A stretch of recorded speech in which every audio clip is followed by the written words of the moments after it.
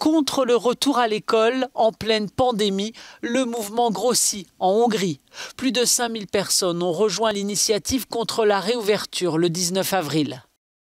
Sur la page Facebook du groupe d'étudiants à l'origine du mouvement, il est rappelé que la Hongrie est confrontée au pire taux de mortalité au monde à cause de la pandémie. Je pense que beaucoup vont se joindre au boycott, explique cet organisateur, surtout les étudiants qui vivent avec une maladie chronique ou qui se préparent à obtenir leur diplôme.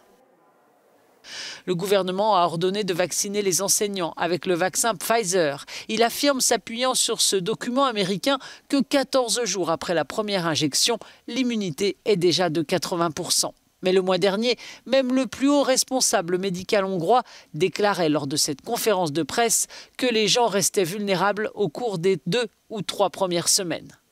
Une grande partie des enseignants ne sera vaccinée que ce week-end.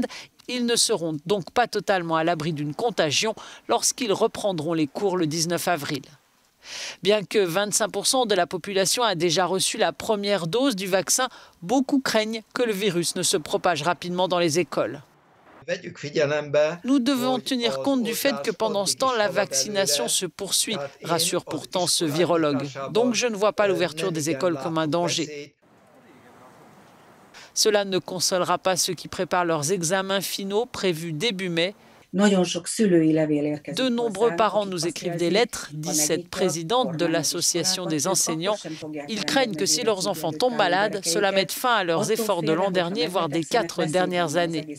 Et leur processus d'admission dans les universités, ajoute-t-elle, serait également en danger.